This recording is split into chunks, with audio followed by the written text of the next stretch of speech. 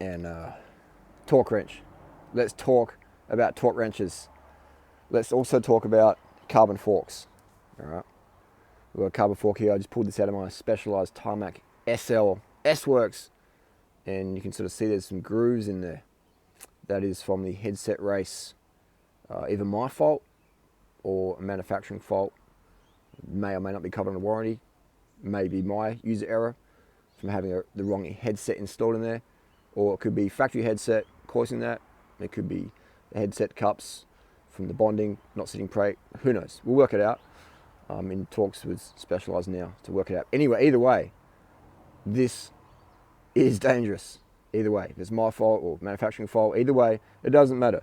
When you're face first into the tarmac at 60 or 80k an hour, it doesn't matter whose fault it is. So I tell people, this little plastic thing in here, I'm digressing a little bit, we'll cover it all, but this is called a fork saver. When you travel with a carbon bike, always recommend, any bike for matter, get one of these from your local bike shop, they chuck them in the bin, they pull out, they cost nothing, they get thrown in the bin or recycling bin. I've always got a drawer of these at home, so whenever I go traveling, chuck them in your fork when you put your bike in the box, just for safety.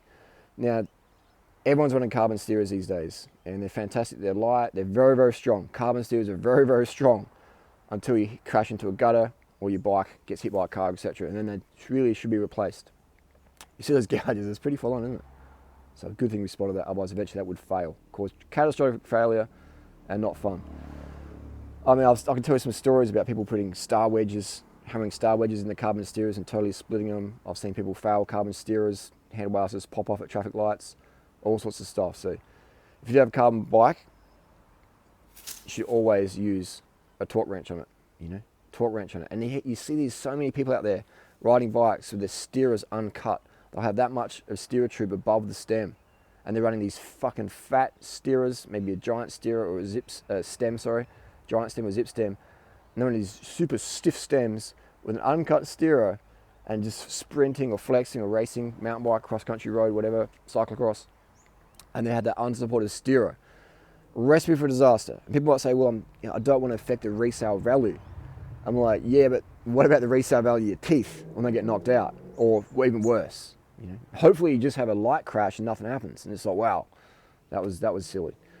Or resale value, what if you do sell the bike and the person, maybe they weigh 80, 90 kilos, or maybe they want to race, but they're 60 kilo whippet.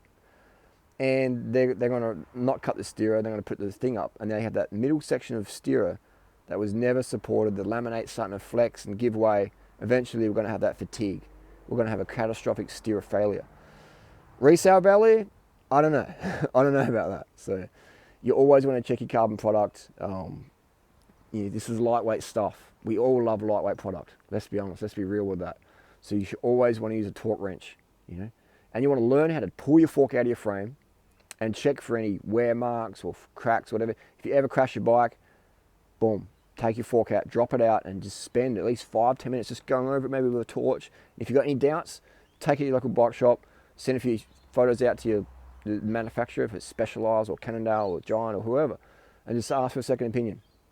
If you've been hit by a car, then in my opinion, your bike should be written off. Bikes aren't designed, correct me if I'm wrong, but bikes aren't designed to be hit by cars. Bikes aren't designed to be hit hard into walls, etc., crashed hard into gutters. So that's just my opinion. That's just my opinion, and it's shared by many manufacturers out there. Ring up any company and say, I got hit by a car on my bike. You think it's going to be safe?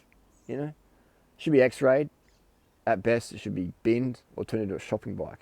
Unfortunately, I'm a big fan of repairing stuff and recycling things, but at the expense of human health or well-being, sometimes things have to go to landfill, or be fixed really, really strongly. So that's the fork. Specialized. It's not a Chinese knockoff from eBay. It's the legit, real thing, the S-Works product, the product that's probably the most revered out there. So if this can happen to S-Works product, it can happen to anyone. And Specialized has a really, really strict quality control. Really, really strict. So this could be from my user error, from the wrong headset being in there, or wrong angles, etc. Or it could be manufacturing error. We'll soon find out. Either way, I want this video to be a warning to people. to check your product at all times. And I'm OCD about stuff. I'm always got my little torque wrench. I'm always looking at stuff. And I dropped my fork out. I was putting a SRAM E-tap group set on this bike. And so I was pulling my fork out, giving it a clean. I'm glad I did. Because I wouldn't notice things like that. So you can give your bike to the bike shop and expect them to do it for you. And there's some great mechanics out there, some really fucking awesome mechanics out there. I meet them all the time. I know a lot of great mechanics here in Adelaide. And I'm always getting advice and tips from them and help from them. But also it's good to learn as well. Use your own set of eyes to learn what a fatigue fracture or any potential danger could look like. It's very important to just go over things. And if you're not too sure, get second, third, fourth opinion, fifth opinion. And don't be afraid to sort of, to ask people questions. Because at the end of the day, it's your health and those you ride in the bunches with, so their health and safety as well at risk. Please do not, if you've got a carbon steerer, don't ride it for more than a couple of days. Get your position sorted, cut the steerer, chop it. I see people riding all the time. It's fucking crazy. I remember a few years ago, there was a race in A grade.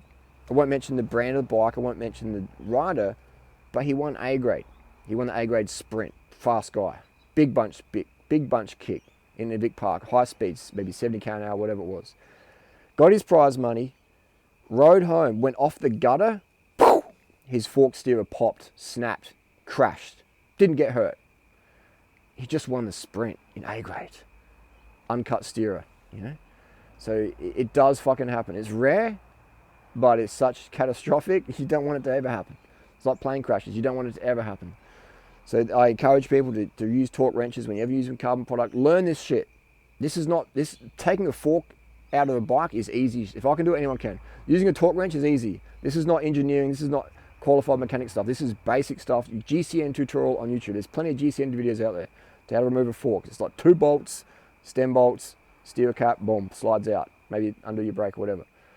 So this is real easy stuff. Check your stuff if you ever have a crash, get second opinions. Never ride uncut steerers, meaning, you got more than 5 mil on top of your thing. If you're going to ride uncut, make sure you get a longer bolt so you can drop that steer plug in there to protect the clamping forces. Things like that. So anyway, if you've got any questions or comments or experiences down below, carbon steerers failing, it can happen with aluminium as well.